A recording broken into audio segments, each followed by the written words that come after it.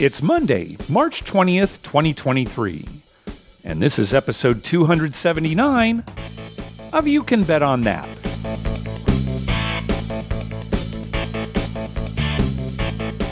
Hi, everybody. Welcome to You Can Bet on That, a podcast for the recreational gambler.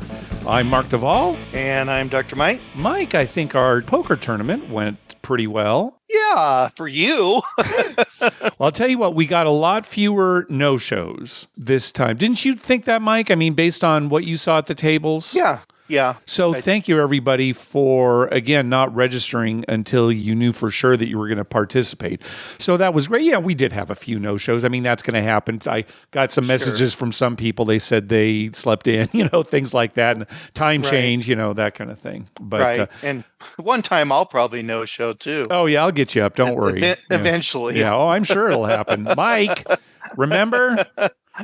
So we had 153 entries. Where'd you finish there, Mike, in the 153 entries? I don't remember, Mark, but I'm sure you know. Oh, it's right here in the show notes, Mike. If you just take a look at the show notes, 81st you finished. 81st. So almost outlasted half the field. I once again was getting nothing. I mean, I think I must have played maybe 5 or 6 hands the whole time. I know, but you were on another table. I saw you limp under the gun with ace rag. That's not how you play good poker, Dr. Mike. You're just asking for trouble in that case. I'm just hoping to catch somebody. All right. Yeah, well, I did pretty good. I finished in, let me see here. Second place I finished there. Second. Yeah, second place, not too bad. You know, Mark, who remembers second place finishes? Nobody. Everybody's going to remember this one, baby, because it's us. We're the ones who put the tournament together. No, I'll tell you what. I mean, obviously, I was getting cards, and I played fine, and I got lucky. You have to get lucky in a tournament like that, a short tournament, to move along a little bit. And I did. I sucked out a few times. There was one hand where my opponent had a straight and I made a full house at the end. There was one hand, I think I was all in with ace queen and I was up against jacks and a queen came on the river. Saved me like that. So hey, there's no question I got lucky along the way. Oh, that has to happen to whoever wins the tournament. Yeah, you got to go along. I mean, I don't think anyone ever has won a poker tournament and not sucked out at least once on somebody. You got to get lucky along the way. If you're a good poker player, you're going to have positive results over the course of a lifetime. But for an individual tournament, especially something like this that's only 4 hours long, you need to get lucky along the way. You need to get lucky. And what I'm looking forward to is for every show henceforth, you announce yourself as, and I'm Mark Duvall, second place finisher of the whatever tournament that was. All right, I may do that for a few episodes. We'll see. I have no promises. Anyway, it came down to me and Dave Mann 49, and we battled it out for quite a while. Heads up, Mike. It was almost like an hour, wasn't it? It was at least an hour. It went on for a while. Yeah, it was good. And then my stack started going down quite a bit, and I was very low. The last hand, Dave had raised pre-flop, and I had like queen 4. When your head's up, you're playing a lot more hands than you normally would, right? You think queen 4, that's a terrible hand, but heads up, it's different. Anyway, the flop came 7, queen 7. He bet, and I'm thinking, he's just making a continuation bet, to get me out. This is my chance to go all in. So I went all in with my queen 4, and it turns out he had ace 7. We both caught the flop, and that was the end of me. But a very good tournament. And since I finished within the top 3, we were paying off the top 3 spots. We went ahead and paid off the top 3 spots that weren't me. So we paid off spots 1st, 3rd, and 4th. Again, first place was Dave Mann 49. He got the $100 gift card plus $25 gift card for taking me out, my bounty. Again, I was in second place. Third place was CGC Wyakonda, who is our good buddy Shay. He came in third place for a $50 gift card. And then fourth place was Papa 4 AJA, and he got a $25 gift card. Now, Vegas Addict 87 took you out. Got your bounty for $25. And then Vinnie Mac 14 took out Tim Lawson for $25. So those were the payouts. And again, thanks everybody for playing. Also, listener Richard from England, as he always does, made a $100 donation to the charity of the winner's choice. And Dave Man 29 chose Pause Assisting Veterans. And Nice. let me read from their website here. At Pause Assisting Veterans, and they go by PAVE, P-A-V-E, it is our mission and privilege to honor veterans that have served our country. We provide service dogs to veterans at no charge to pave their way to freedom and independence. Through customized training and lifetime support, we contribute to reducing the devastating rate of veteran suicide and offer practical support for veterans that are left with the psychological and or physical wounds of military service. Veterans receive all essential supplies and equipment needed for their service dog upon graduation. So a great cause. Thank you to Richard and to Dave Man 29. Yeah, that's a wonderful cause. Yeah. Good use of your money. Yep. And for those of you who are itching to play again, our next tournament is scheduled for September 3rd. Again, that'll be the Sunday before the start of the NFL season. So start practicing your poker skills. I'm going to practice up. Yeah, you really should, Dr. Mike. I'm going to practice up. Maybe I'll just pay attention this time. Here's what the thing is, Mike. Just don't assume that everybody's out to get you. I mean, it is kind of true because you've got a bounty. Right. But, if you play scared like that, it's not going to work for you. Yeah, that's true. I'll tell you what, though. I'd like to start with 5,000 next time. Just you or everybody? No, just me. Okay. Make it 6,000. Enter me twice. You do need a handicap when it comes to poker. I can attest to that. Yeah, I guess so. Oh, very well. Well, it was fun. Yeah, definitely a good one. And again, about 4 hours. I think it just went just over 4 hours. We got back after that break at the 4-hour mark, and then I think it was just 2 more hands and it was over. So yeah, but only you and David got to that last hour. Oh yeah, it was heads up for quite a while. Actually, it's like a 3-hour tournament. Just Dave, you and me were the only ones paying attention. I think some of our card night friends were also watching. We were talking, when we got together the other night. So. Okay. All right. Well, the last few episodes, we've been talking about double-deck blackjack being dealt from a shoe, which we thought was odd as opposed to being a pitch game, dealt manually. We got an email from Chris, one of the co-hosts of the Crap Vegas podcast. He says, was listening to the new episode and a couple of things about your discussion on double-deck blackjack. I know of multiple places across the country I used to play that dealt and still do deal double-deck blackjack from a shoe. I have talked to numerous dealers and floors across the country in these situations, and the answer is always the same. We tried to have a class to teach it, but couldn't get enough people comfortable with it. It's unfortunate, but if the dealers have smaller hands or aging dealers with arthritis, it can make things very difficult for them. This is more of a regional property problem where most dealers are taught in-house. Yeah, we've probably helped make this sound like a bigger deal than it is with our discussion about this on the show, because in reality, the answer probably is just there are more double-deck games being dealt from a shoe because it's hard for some dealers to deal it by hand. Yeah, it's a hand problem. Yeah, and it is kind of hard to grab 2 decks. Even if you're used to handling cards, it's kind of a different feeling. And you got to be pretty coordinated. You don't want a dealer dealing who might expose cards or drop them. Yeah, right. Yeah, sure. Something like that. That leads to a lot of problems. So anyway, again, sorry for making probably a bigger deal about it, but we don't see it. I still don't think I've seen it before. No. But like Chris was saying, it's more of a regional thing. So if we're, going to Vegas and not seeing it, well, okay. So anyway, Chris goes on to say, now regarding your discussion of face up / face down, there are numerous places that deal a double-deck game face up. Many Caesars properties in Vegas have been doing this for 10-plus years. Paris, Planet Hollywood, Flamingo, and Bally's always dealt their double-deck game face up, no touching the cards. It made things much easier as a counter, so I used to gravitate to a couple of those games at the time. On the other hand, many places deal from a shoe, but face down, allowing players to touch the cards. It looks horrible, but it exists. Around me, Belterra Casino in Indiana does this. Yeah, I don't think I've seen that before either. That's kind of interesting. Yeah.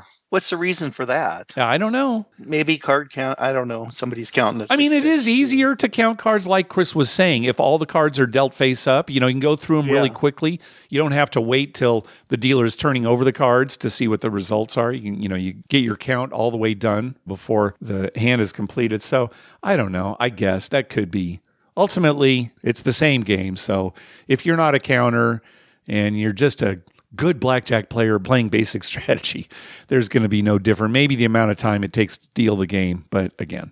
Well, I'm pleased to know that it's just, a size of hand problem. It's something like he said, maybe arthritis or, just lack of coordination. Yeah, older dealers, it would be a little harder. Yeah. Yeah. I remember the time that we tried to get our cable TV, the cable man came out from a respected company, I guess, and tried to fix it. And when he got in the house, he turned to my wife and he said, "Oh, I'll have to send someone else to do this. My hands are too big."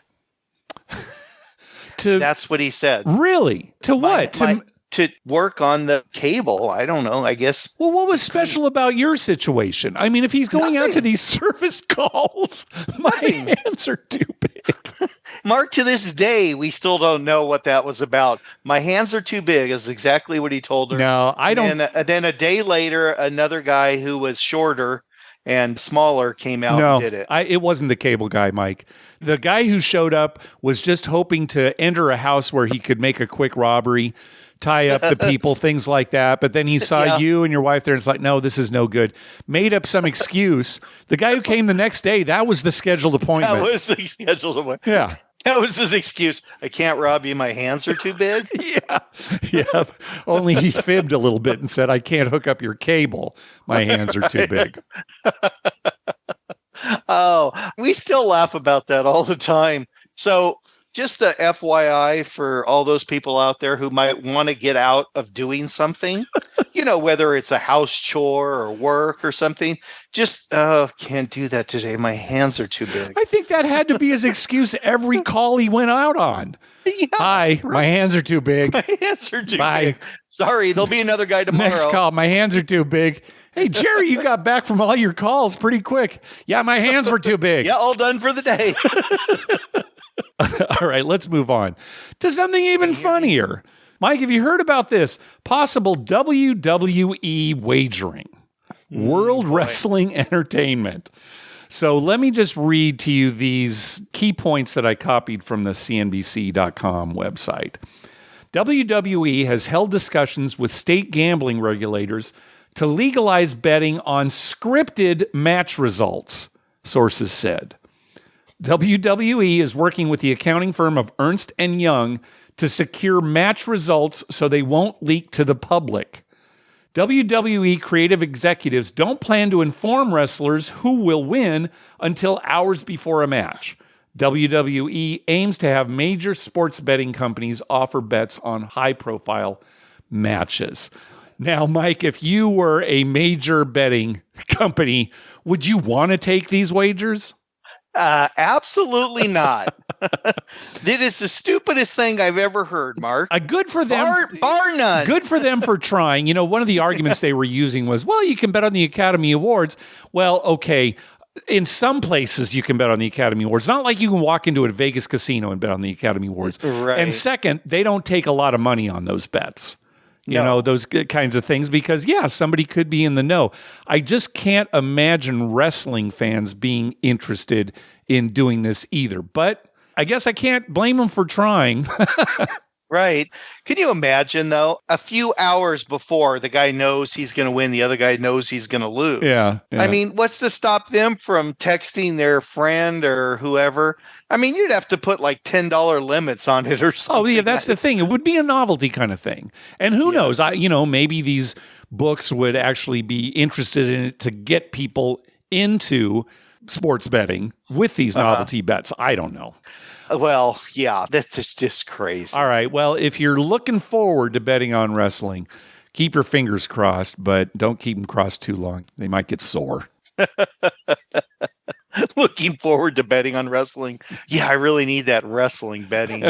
I'm not really interested in the NFL or March Madness. It's just stuff stupid. I can just get WrestleMania. That's fixed. they buy the rest. That's right. Oh yeah, it's all fixed. No. Speaking of betting, just as an aside here, yesterday I went down to Diamond Joe.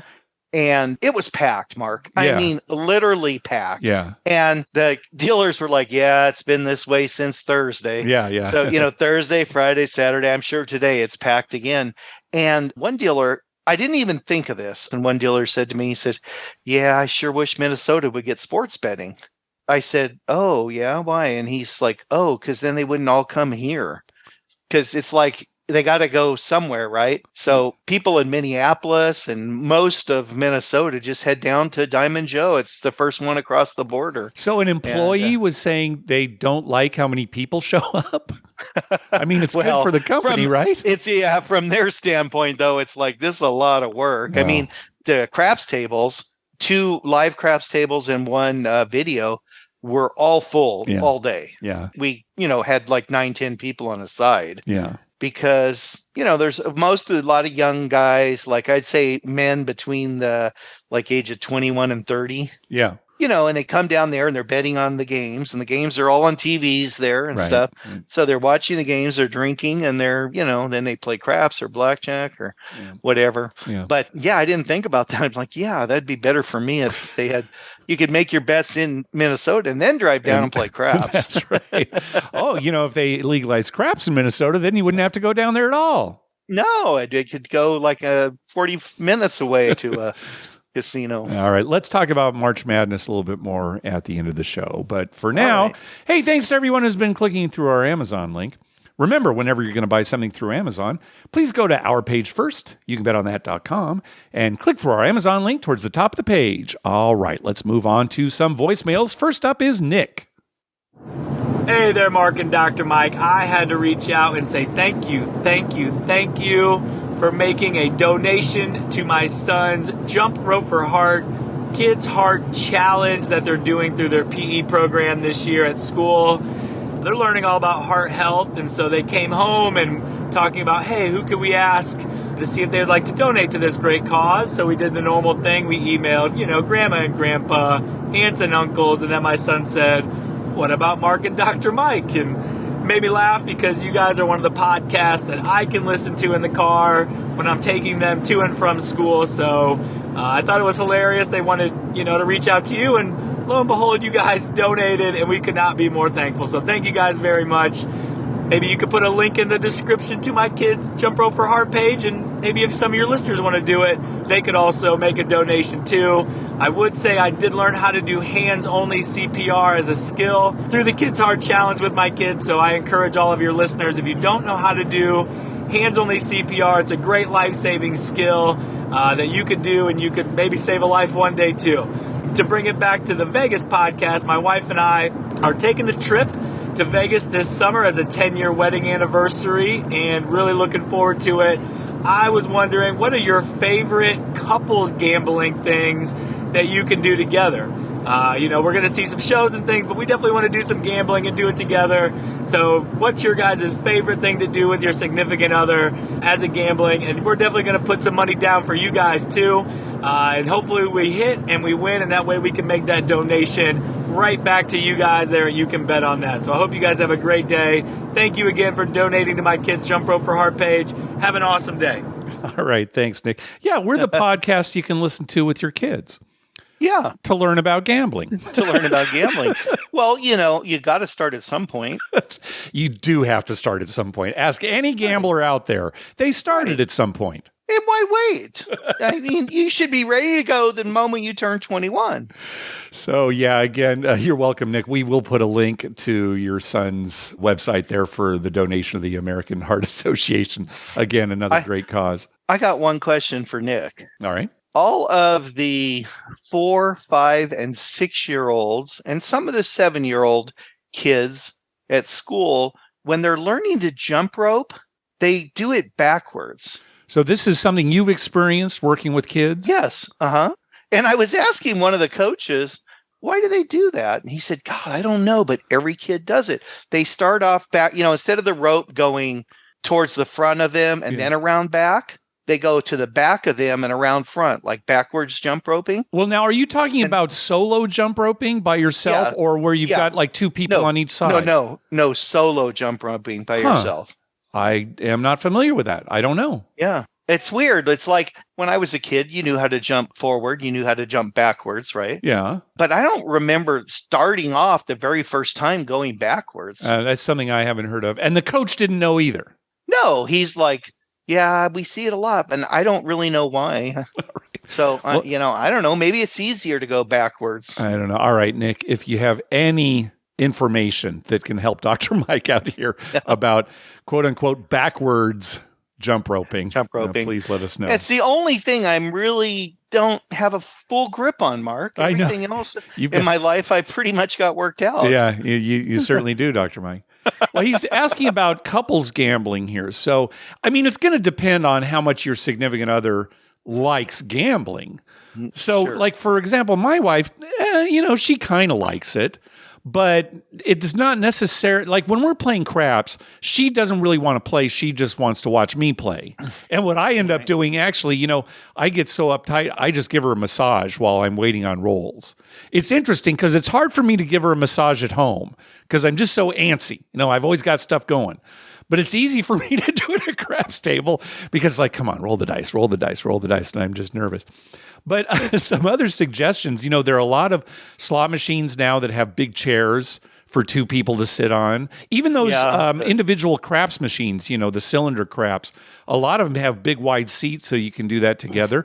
Sit and do some stadium gaming. Do some Pai Gow poker together. I think that's a great game to play together. Much better, I think, than blackjack. Because, I think so. Oh, yeah. Because, I don't know, with blackjack, there's all this talk about blackjack that I kind of agree with. A lot of times the people at the table are just in a bad mood or, how come you're taking so long? Or, at least with Pai Gow poker, you're all working independently. And then maybe if your significant other isn't as familiar with the game, you can set your hand. And then help them set their hand. Yeah, exactly. Yeah, that is nice. Well, craps. I mean, for me and Lynn, it's craps. You know? Well, and then sometimes slot machines. Yeah, right. She likes slot machines. Now, when you play craps, one nice thing, too, is that maybe she's not playing as much as you or as high limits as you, I guess I should say. Right. So she can play kind of lower limits sometimes at a craps table if it's a high minimum. Say like it's a $50 table. They will let a couple play if the combined total is $50. Right. Not all the time. It depends on how crowded the table is. But you could have a situation where, Mike, you're playing, $50 on the line, and then Lynn's playing $10 on the line. Right. And they're only playing on your card. Right. Something like that. They're just giving it all to me like I'm betting 60. Yeah. But that's another thing. That's fun. Any other suggestions? Slots, get two slot machines that are next to each other. If you that's can't true find too. One with a big seat. Yeah. Get two slot machines next to each other and watch each other's, take turns pushing your machine. Or you know what our friends Frank and Mary do all the time? They go to the bar, play video poker. They're just ordering drinks and, they're not playing that fast. They're having a good time. They're talking with people. I mean, that's a great night out for them, right? So video poker at the bar, I think another great idea. Yeah. It just depends on what you're into, I guess, Yeah. If they have a Keno lounge, you just sit in the Keno lounge. No, I don't. Look at each other. Just look I don't condone that advice. Or don't sit in the Keno lounge with your 41. If only 8 had come up. Yeah. All right, let me fill out another card, and then we'll wait 10 minutes for the next game.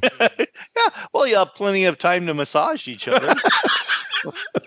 There you go. That's I'm about. That's the deal. Yeah. That's the deal. Yeah, get a massage while you're playing Keno. Speaking of that, here's another funny story. All right. One of the boxmen last night, his name's Corey at Diamond Joe's, said, I think that they should allow a masseuse to put like a chair in one of the back rooms that's not being used. And when dealers go on break, they can get a massage, like a $20 for a 5-minute massage. Oh, massage for the dealers. Because we do see, massages for players. Right. Oh, players. But he said, one in the back room for the dealers. He said the person doing it, the massage guy, he just, gets $20 for 5 minutes. A lot of dealers would do it. He'd make money. The dealers would be happy. Boy, if they could incorporate that into tipping. Like that, such and such is going on a break. Oh, well, let me pay for her massage. Right? Yeah. Here you go. That kind of thing. Just make it available. All right, get on that, Mike. Yeah, I'm going to get on that for the dealers. Massages for the dealers on their breaks. But, I suggested instead of massages, they have little foot massager things, that you just set your feet on. Yeah. And you get a foot massage. Well, just a massage chair. Yeah, or a massage chair. Yeah. That'd be something the casino would have to invest in, though. Or you could, buy them for them. Just bring them one day. Come on in, boys. I think I did last night. You donated enough for they can get chairs? Yeah, $2,800. Drop down. Nice. Had to buy half a chair, maybe. All right. Well, the last few episodes we've been talking about, hey, how do casinos that I've never played in get my name and start sending me all this marketing advice? So we've got a little information here. Let's start with a call from Steve. Hey, Mike and Dr. Mark. This is Steve from North Carolina, home-based Cherokee Casino. I just wanted to run something by regarding the mystery about Venetian. So I feel like it's probably the national casino marketing people that are sending those out. They definitely have information on other casinos. I'm not 100% sure on this, but the way that I figured it out, because I get them occasionally as well, is one of my hosts that was in Vegas with National Casino Marketing is the name that has been on one of those emails that I got from Venetian. So that's what I'm thinking it might be, that they're cross-marketing, which I think they can do.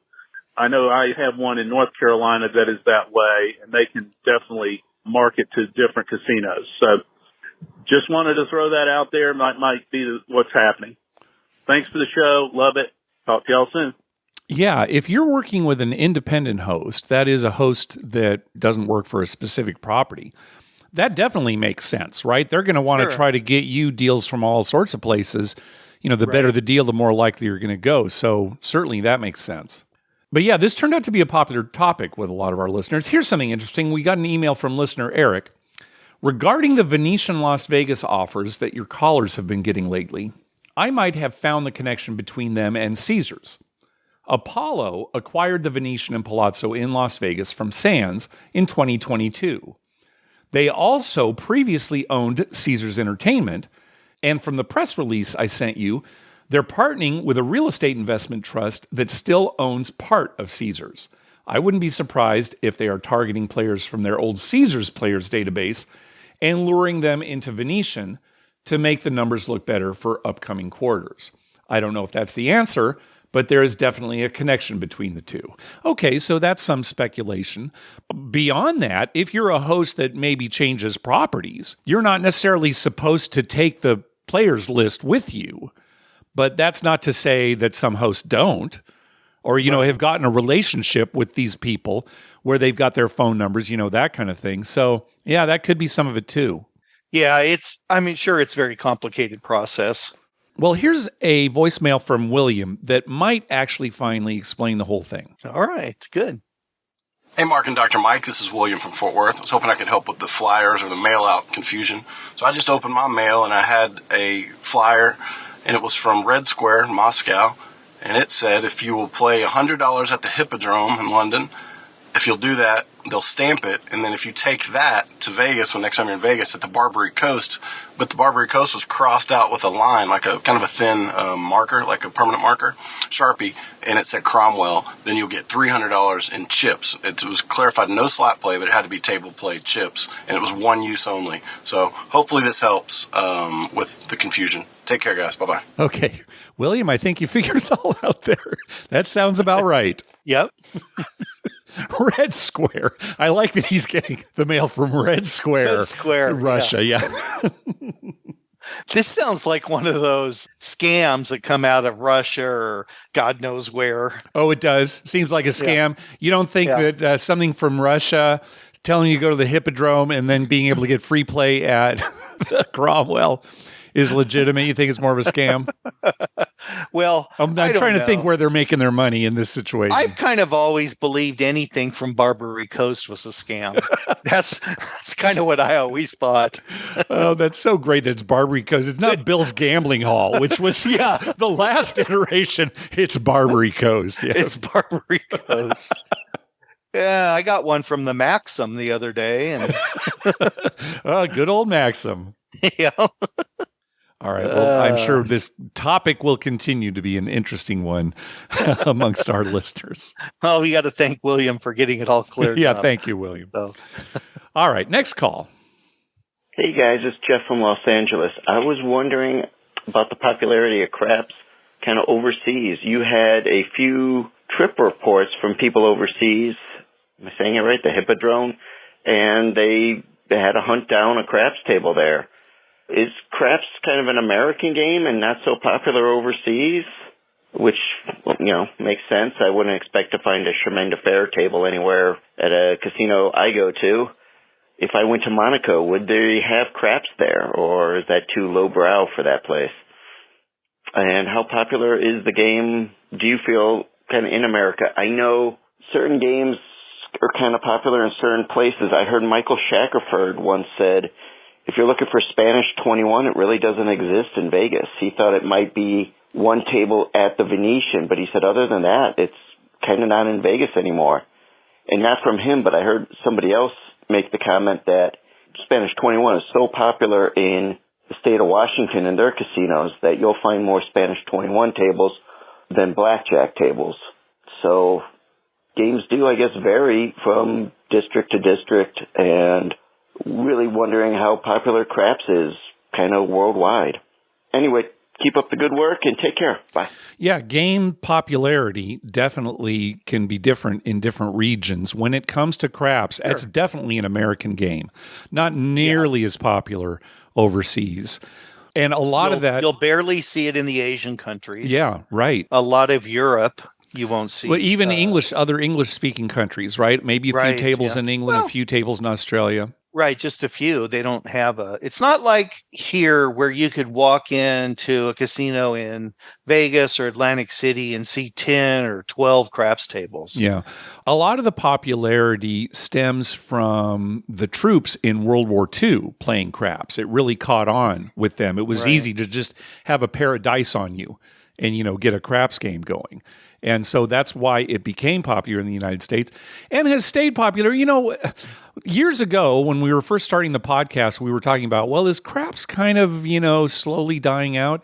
And now I don't think so. I think it's kind of leveled off and maybe even become a little more popular again. So, but again, back to your question, Jeff, it's definitely more popular in America than anywhere else. Games... He's talking about how in Washington gets Spanish 21 everywhere. Yeah, I don't see Spanish 21 anymore. That was one of your dad's favorite games. Oh, my dad loved that, yeah. Caribbean Stud was sort of what you could call the original carnival game and was very popular when it initially came out. I can't think of any place that has Caribbean Stud anymore. No. The only real carnival game that I think has really caught on and is here to stay is three-card poker. That's very popular with people, and I think that's going to be around for a while. That's probably indicative of the poker craze. Could be, and it's a very simple game to play, too. But, you feel some anticipation, what do I have? What's the dealer going to have? The side bets are very popular and simple. Well, what do you think about this idea? It's probably because it's designed for people who really don't know how to play poker. Like, they're not going to sit down in a poker room and play Omaha or right, because it's not it uses the rules of poker, but it's not a poker game, right? But it's not a poker game. Yeah. So I think a lot of people, this is just my opinion, but you'll see a lot of middle-aged to older people sitting there playing because if you're not a poker player, this is like saying you play poker, but and it's just 3 cards. You flip them up, you immediately know what you have, right? You don't have to think about it too much. Yeah. And the betting sequence is not difficult or anything. So I think it just appeals because it's called poker.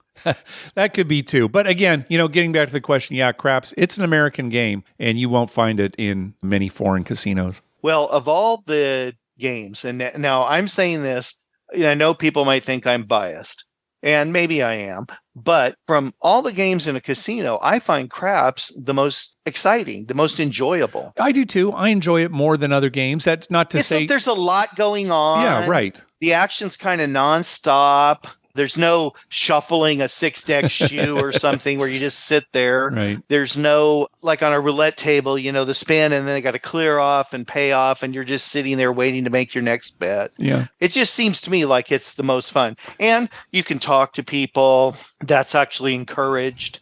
Yeah, you're kind of all playing together. Right. Unless somebody's on the don't, of course. You're playing together. It's different when roulette, you're betting on different numbers. Blackjack, you get different hands. Pai-Gow, you even get different hands. I agree with you, Mike. I enjoy it more than anything else, too. That's not to say I don't enjoy playing other games, and I could sit for hours at some other game. But, sure, I mean, that's why we talk about craps so much, because we enjoy it. I mean, so much. I like other games, too. I just think that if I was to walk into a casino with somebody who never played, what game is going to really, excite them? I think I'm going for that. It's just, I don't know. People are intimidated by it. I hear that all the time because, there's a lot going on and stuff, but there really isn't. Yeah, there's only as much going on as you want to go on. Right. That's the bottom line. And that's why it really helps to have somebody who's knowledgeable about the game introduce you to it. So that, you're not overwhelmed by, the entire layout. They can just get to the meat of the game. Right. Which is fairly straightforward, yeah. Right. So anyway, I think that's why it's popular in America. Our culture is more about fun and excitement. The rest of the world is, stodgy and I don't know. All right. Again, send your emails directly to Dr. Mike. You can bet on that at gmail.com. We're loosey-goosey here in America, Mark. All right. Next call. Hello, Mark and Dr. Mike. This is Tristan from Orange County.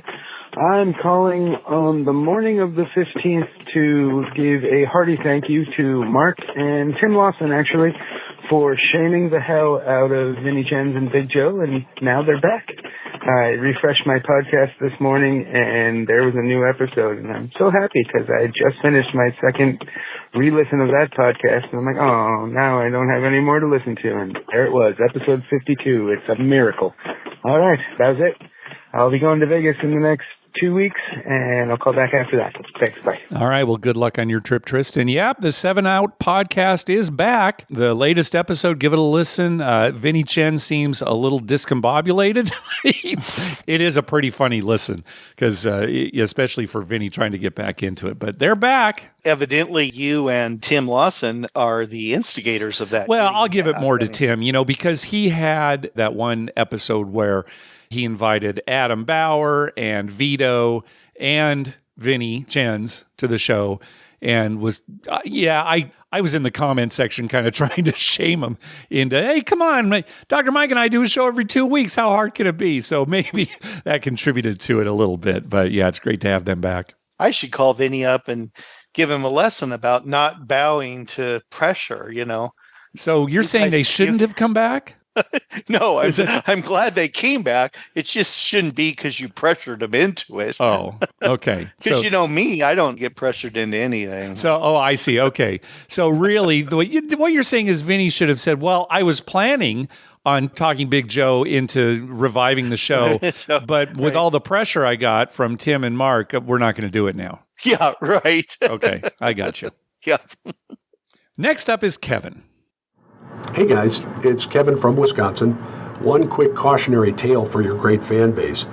My wife was playing a slot and hit a jackpot for about $1,000. When the credits stopped rolling, the machine kicked out a ticket for the jackpot, kicked it out immediately.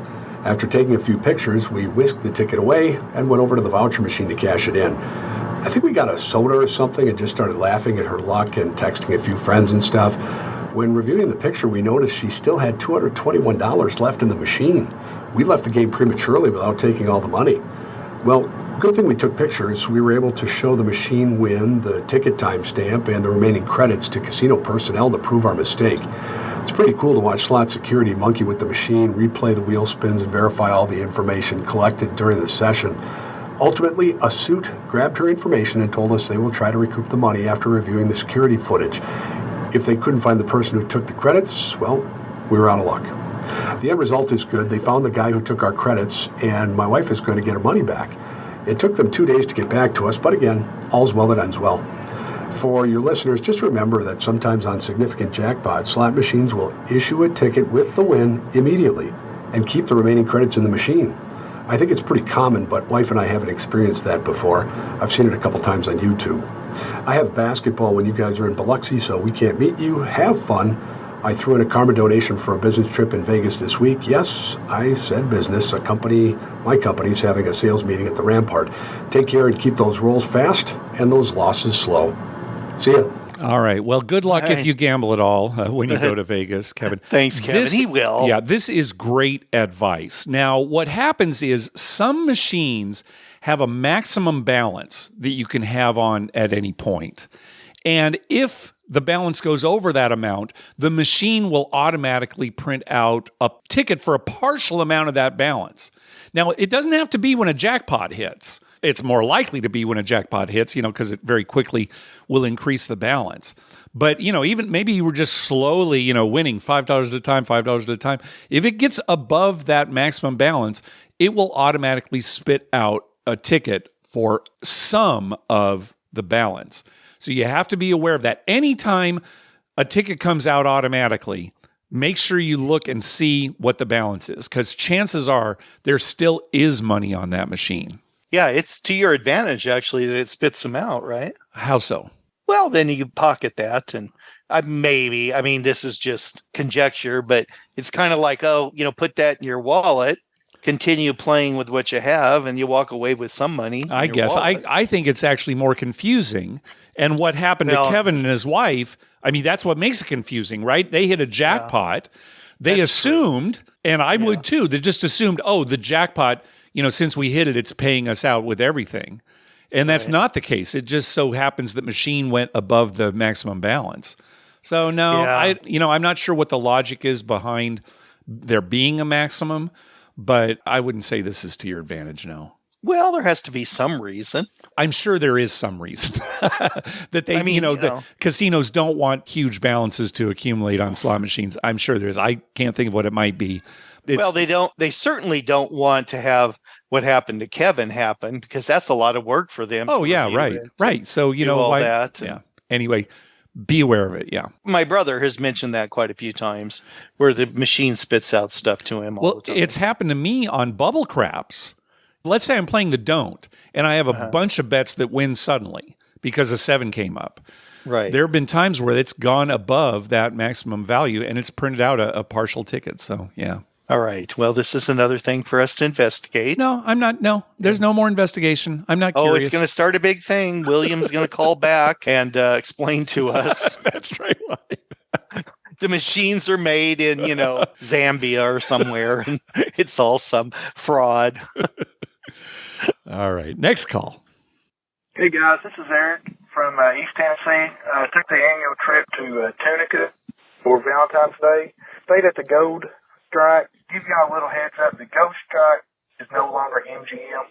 The Cherokee Nation out of Oklahoma has bought it. Thought something was funny going on with the MGM app. I made the reservation on it, but when I tried to get there and check in, it wasn't working. But everything was fine. They honored everything. Probably had the best crap throw of my life. If I would have been using some kind of power press, squeeze play, or something like that, it would have probably been up close to 20,000. Got the 6 and 8 both up to 300 2 times. Brought them back down to 30. Cost myself a lot of money, but I play very conservative. And the last thing, I saw a blind guy, and the casino had an employee there with him, telling him what he hit. And I was thinking, this seems a little odd, but the guy seemed like he was having a really good time. He would push the max bet button, the casino employee would tell him what he was hitting, and then he hit a bonus and the machine started vibrating. This guy was having a ball. First time I'd ever seen that. Just wonder if y'all could comment on that and your thoughts. Have a great spring, and see you guys later. Bye. All right.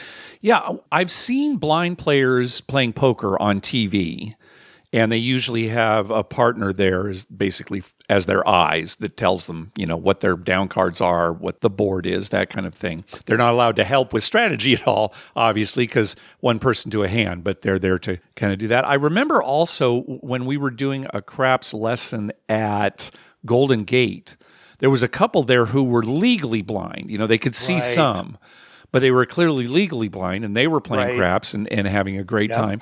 I remember that. Yeah, this is the first time I've heard of a casino employee sitting with a blind player to help them out. That's great if that's the case. I don't know what the policy is at casinos as far as offering that to blind people or viewing impaired people. Have you ever seen a blind person in person actually playing at the casino? Yeah, I have. Okay. Under what circumstance?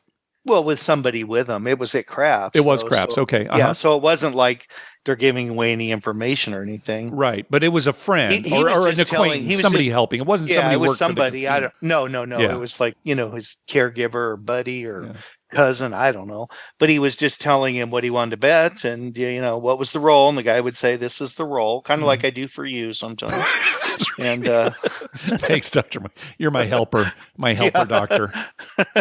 Anyway, I've seen that. Okay. Now, I wonder if there are some ADA rules for casinos if, like, you have to be wheelchair accessible in the bathroom, stuff like that. But what about, for gaming? I wonder if there are some rules for that. Like, let's say a guy in a wheelchair wants to play, a slot machine. He can't get out of his chair. Is there somebody that comes over and moves the chairs for him? Or I would love to know, number one, what the laws are, and it might vary by state to state. And number two, what individual casino policies are. Just in-house policies, regulations for the American people, Disabilities Act is national, right? So there's got to be some national rule, and then the states make it either harder. It's kind of broad, though. I'd like to know what the specifics are for actually playing in a casino. That's a great question, because I'm thinking about it. I'm thinking, if a blind person came in, they didn't have anyone with them. Yeah. Or they didn't have someone with them who was familiar with the game. Yeah, right. Maybe somebody drove them, but they don't know how to play blackjack or crowd, So does the casino provide somebody? Are they required to? Or if anybody knows, let us know. Yeah, that'd be an interesting topic. Yeah. All right, final call.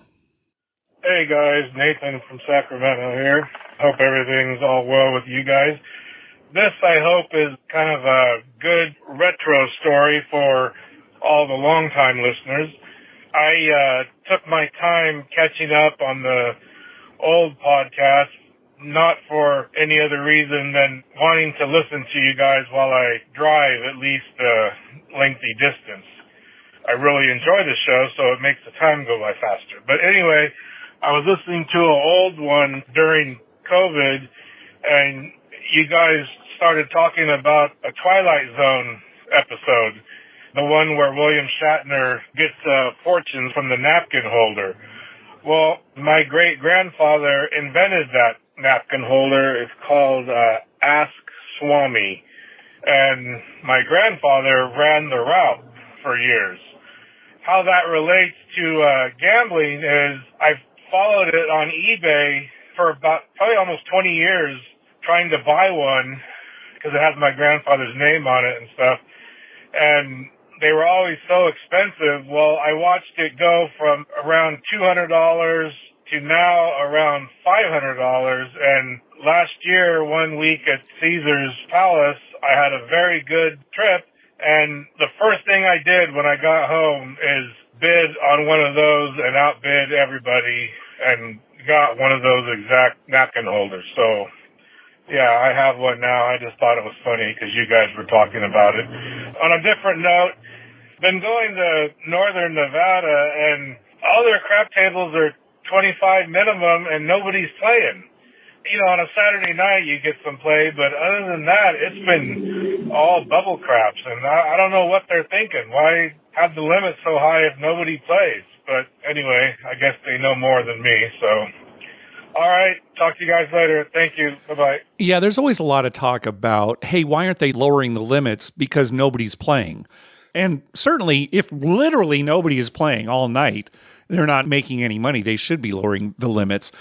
However, there are times when all it takes is one player to show up at that $25 table, and suddenly the casino is making more money than they would if it was like a full $5 table or something like that. So they're basing it on some statistics, but yeah, maybe in some cases they should just lower the limits. I'm sure they've got it worked out where they know exactly what they're doing. I'm sure they do too, Dr. Mike. But yeah, sometimes I'll give you an example. Just yesterday at Diamond Joe, right? They have two tables. They're both $10 with 10 times odds. Mm-hmm. All these young guys are in there sports betting. And when the second table opened at noon, they were actually there at 11, standing next to the table, waiting for it to open. Yeah. And then they all on there, and they bought in for like $20, $40. I don't think anyone bought in for over $50.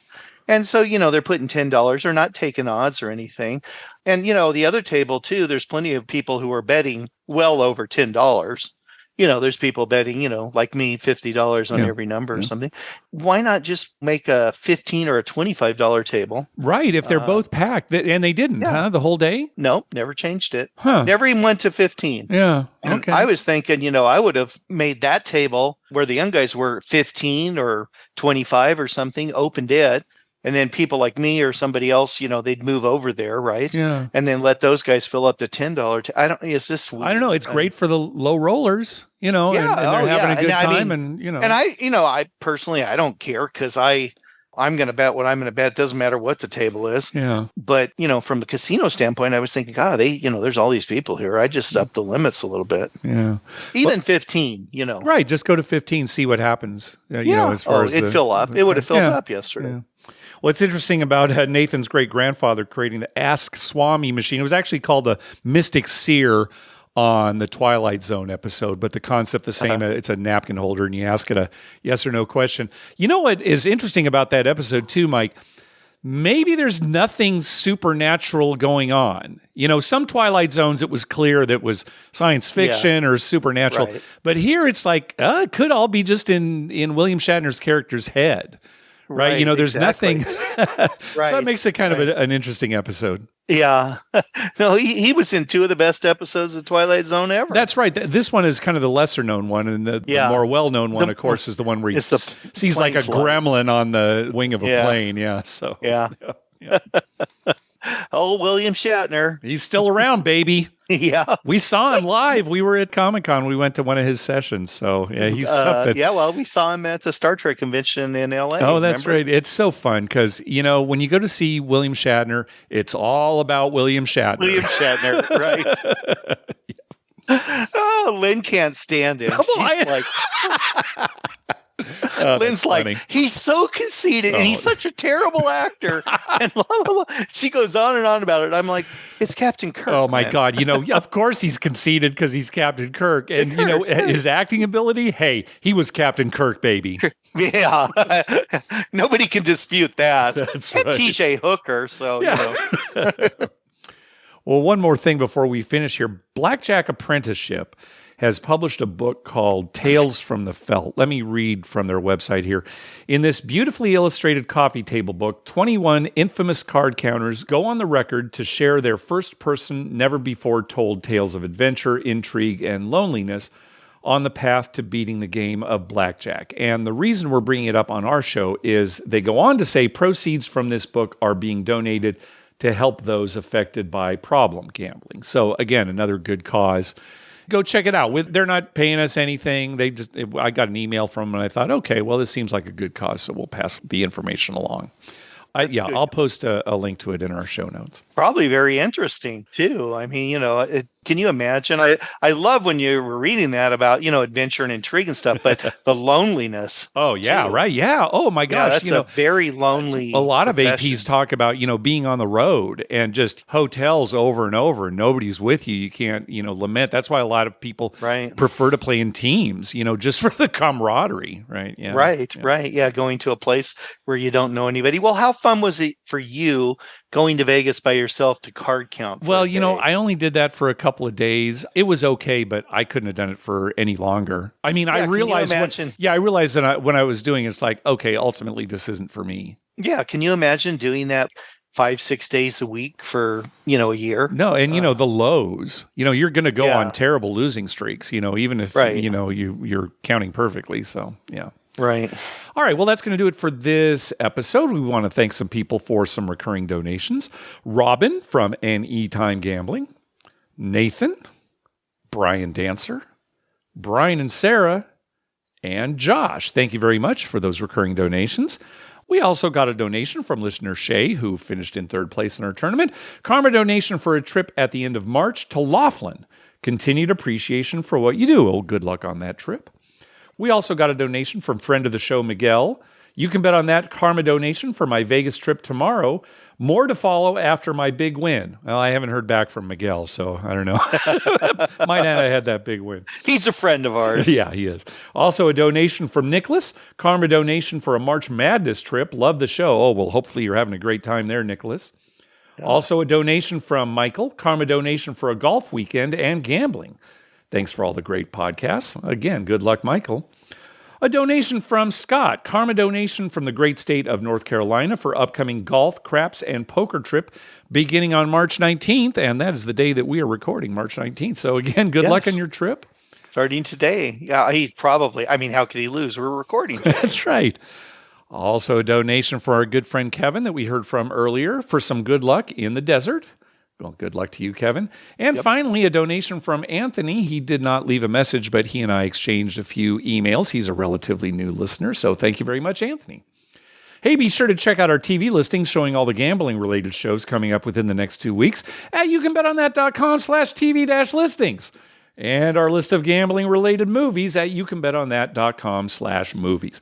We'd love to hear from you. Call our voicemail hotline at 951-292-4377. That's 9512-WAGERS. 9512-WAGERS. Or you can email us at youcanbetonthat@gmail.com. You can also follow us on Twitter at youcanbetonThat and on Facebook at facebook.com/youcanbetonThat. Finally, please go to your favorite podcast app and write a review of the show. We'd love getting your feedback. Mike, we might sound like a broken record because every year we talk about how great the March Madness tournament is. And, it's like, oh, well, is it eventually going to just kind of fade away and not be a thing anymore? No, this thing, it's just built in to be a great sporting event. There are so many games going on, so many close games, so many upsets. Yeah, there are going to be some blowouts. Just change the channel. You could have 4 games going on at the same time. It's been fantastic. Oh, my gosh, the action. We're in day 4 now. Again, Farley when we're recording Dickinson, this. Oh, yeah, right. Princeton. Yeah. I'm excited when we're done here. Later, Farley Dickinson's going to play FAU. Yeah. And I'm excited to watch that game. Oh, my gosh. It's just a great time of the year for sports fans. And, of course, we're San Diego State fans, and they're going to the Sweet 16, so we're excited about that, they're going to beat Alabama. I know. That's the next one. Alabama. Oh, my gosh. Well, 2 number ones. Only 2 number ones going to the Sweet 16. Right. Yeah, I've said this over and over, Mark.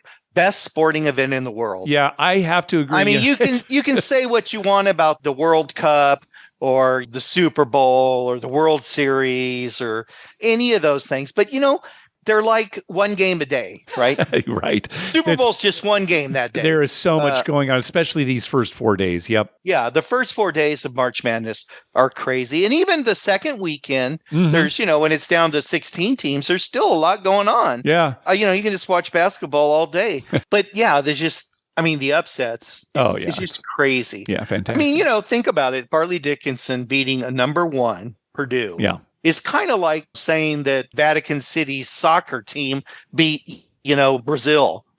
Right. Or, a high school baseball team beat the Yankees, something like that. Beat the Yankees today. Yeah, seriously, that's about the comparison. But it's so exciting. And plus, you've got all your pools going. Oh, yeah. And, there's so much to, Super Bowl, you get some pools going, but you get way more pools than this. Oh, it's so fun. Everybody's brackets, literally everybody in the world in the men's basketball brackets, they were shattered after day 2 with all those upsets. There were no perfect brackets going into day 3. So there you go. Yep. That's why, what's his name is going to offer, Oh, that $1 billion offer that he $1 billion a few years back. Yeah, that was a Right. great gimmick because he knew that nobody was going to hit it. So nobody's ever going to hit him. I mean, that's just crazy, impossible. I saw some guy on Twitter talking about how good he did last year in his picks. This year, he didn't even get like a third of the games right. Yeah. All right. Well, Anyway. anything else before we sign off, Mike? Oh, I gotcha. I'm definitely going to go to Biloxi. Come on. Yep. Fantastic. All right. 100%. And by the way, the Diamond Joe Casino is covering it all. Oh, fantastic. Oh, that's great. Well, room and plane and everything. Sherry and I are going to be there soon. Them. So, that's great, awesome. Mike. Great. All right. I'm going to try and coordinate so I meet you. Okay. Yeah. All right. Good. All right. Well, we'll see everybody there. All right. Thanks for listening. Good. Thank you.